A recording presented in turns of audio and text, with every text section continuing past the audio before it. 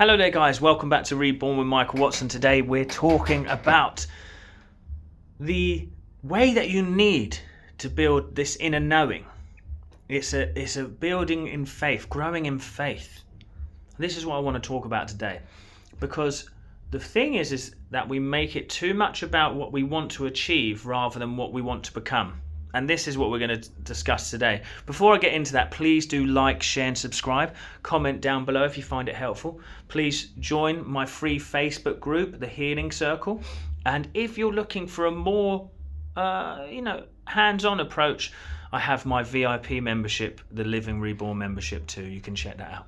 Guys, let's talk about this. So what I've realized on my journey of change and overcoming is that I need to become the person that I want to be to get the experience that I want to have.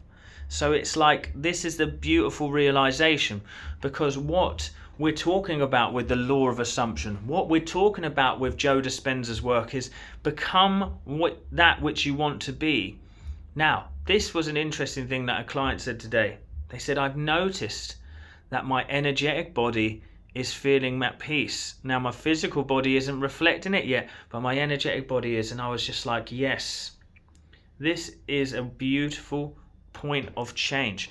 You see, there's a point in manifestation, there's a point in healing and spirituality where you will feel different, but nothing has changed. And I call it finding peace in the chaos. But what the truth of the matter is that you become knowing of what you want to be. So say, for example, I'm going to give you an example, guys, because this was a really interesting thing that happened to me. And I created a new website and I changed my URL, which is my little, it's Reborn with Michael now. It used to be michaelwatsoncoach.com. So what happened was the old website was meant to redirect to the new one. Everything was meant to be fluid. It wasn't.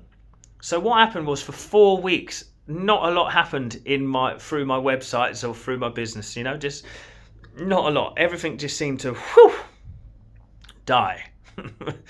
And it was so weird, because for 4 weeks of inertia, you start to get a little bit of frustration and fear and doubts and all of this. But this is the beauty of all of this, is from my knowledge of what I've done, I've grown in faith over the years, and I can talk about how to grow in faith, but I knew that I had to go to the work. I had to deal with how I was feeling about the situation. See, my feelings and my want to react to the situation was just going to stamp it on that there was a problem. And I have to say, the reason it was probably 4 weeks is because I was stamping it on at times and then dealing with it. But what it was is your life and everything outside of you will sometimes reflect up something in front of you that says, this is what you need to go through to change, to become the person you need to be to accept this good. Do you get what I mean? So for example, it's like if you're changing something big, or you're about to want to manifest something big, you're going to have to go through some level of pain, unfortunately.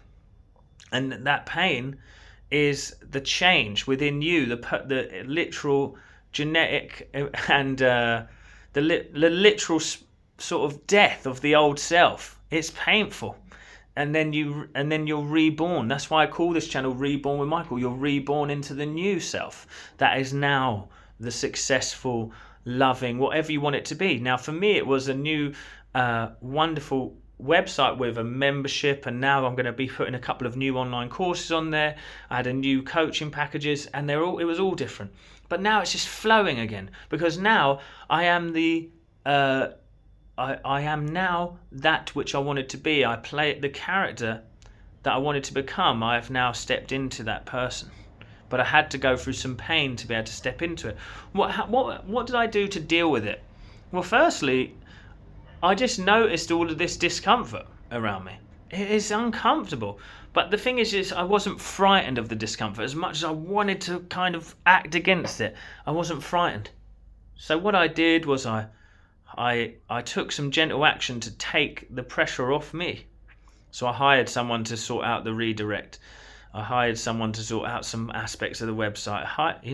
And and I'm telling you, this is Fiverr.com, not like big, corporations or anything. I was just gave it to someone for a minimal fee, just to be like, it's gone now. You know what I mean? And so then it's like now I'm going to give myself very little to do because I am frustrated. I'm noticing I'm frustrated. So to step into that new person, then I have to sit behind that frustration and not react to it, not live from it. Because that's not the person I want to be. The person that I want to step into is the calm, well-rounded, successful person. You see what I mean? And so that's what we must do. This is the change that we're looking to become. So whether you're going for a healing, whether you're looking for change in love, your love life, you have to go through some level of discomfort to change as a person. Let me change it to another subject of love. Say you want to find love in your life and you're struggling.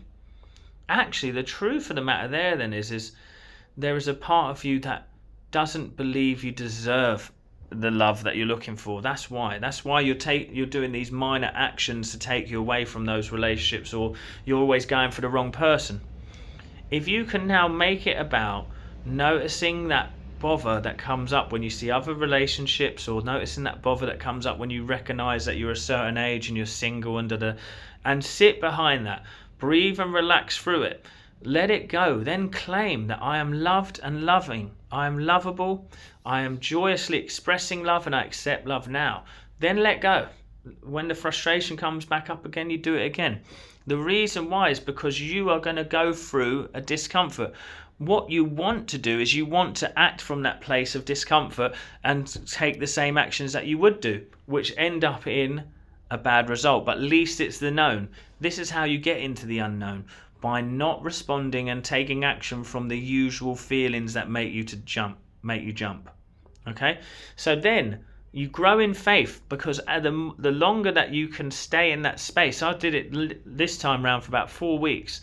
Stay in that space without responding. Something in your environment is going to shift, and it's going to show you that all your work is working. And that happened to me immediately when I came back. Just things started to open up.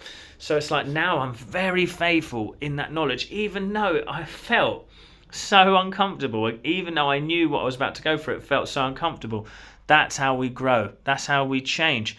Is we grow in faith by doing the energetic work underneath it all, behind it all, and not letting the feeling or the outer world dictate our actions.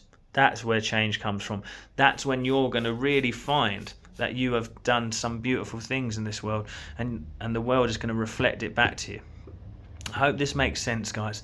This is from the heart.